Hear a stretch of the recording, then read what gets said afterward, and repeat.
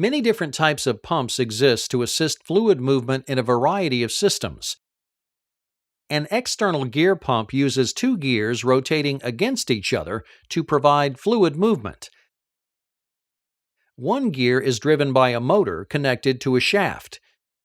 This is called the drive gear because it is driven by a motor, and it in turn meshes with and drives the movement of the second gear.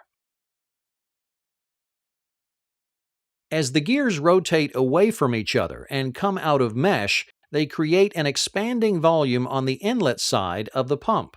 This creates a vacuum at the inlet port, allowing fluid to flow into the pump.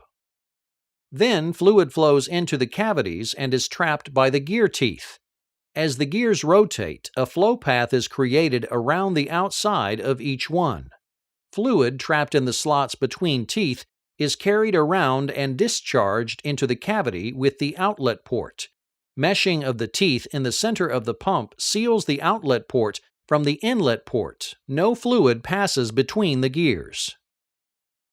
The advantages of external gear pumps are their high speed and pressure, relatively quiet operation, and that their design accommodates a wide variety of materials.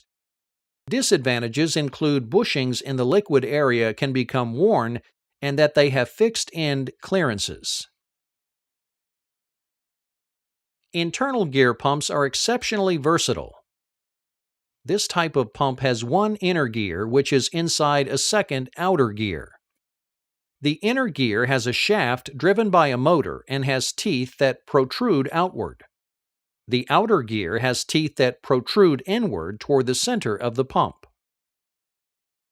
As the inner gear rotates, it meshes with and moves the outer gear. Liquid is trapped in the gear spaces and carried from the inlet to the discharge. A stationary crescent-shaped divider separates the intake and discharge portions of the fluid. Advantages of internal gear pumps are a smooth and almost pulseless flow, and slightly more horsepower for its size. Disadvantages are its higher cost, limited size range, low to moderate pressure ratings, and few sources of manufacture. A rotary vane pump is a positive displacement pump that consists of vanes mounted to a rotor. The vanes are on an off-center drive shaft. As the shaft rotates, the variable length vanes slide in and out to maintain contact with the pump housing. The tension in the vanes is maintained by either springs or hydraulic pressure. As the vanes rotate, they create chambers of varying sizes within the pump. Fluid enters at the largest chamber. As the vanes rotate and retract, the chambers get smaller, forcing fluid to exit through the discharge port.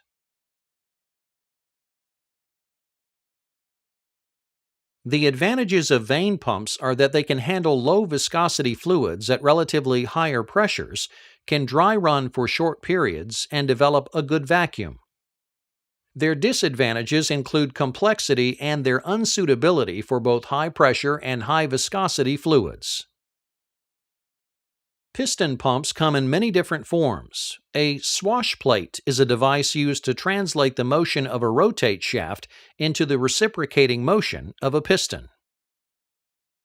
Swash plate piston pumps have a rotating shaft connected to a cylinder block containing pistons, which are pressed against a stationary swash plate that sits at an angle to the cylinder.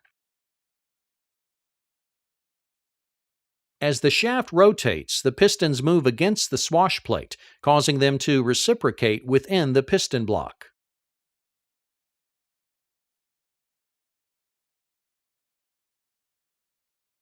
The pistons create a vacuum that forces fluid in during half a revolution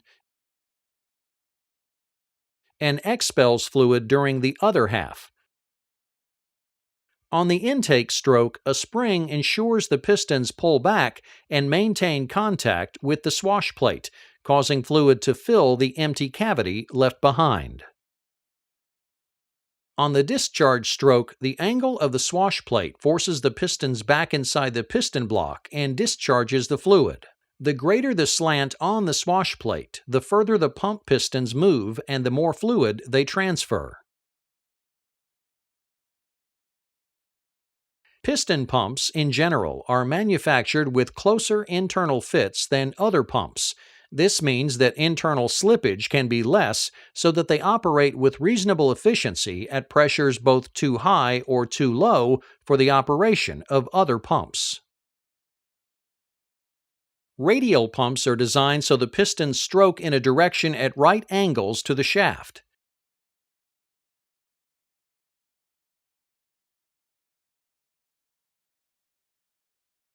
The pistons are arranged like wheel spokes around a cylinder block with an eccentric central cam mounted on a drive shaft. As the shaft rotates, the cam moves towards the pistons, forcing them down into the cylinder block and discharging the fluid. As the cam moves away, springs help retract the piston and cause the intake stroke. Check valves ensure that fluid only enters the inlet ports and only exits the outlet ports. Radial piston pumps have a low noise level, very high loads at low speeds, and high efficiency. Hand pumps are used when a source of power is not available or where the extra expense of a power pump isn't warranted. For example, they are used on shop presses and other portable equipment, serve as standby pumps, and serve as sources of emergency power. Hand pumps are always of piston type and are usually constructed with a piston working between two check valves.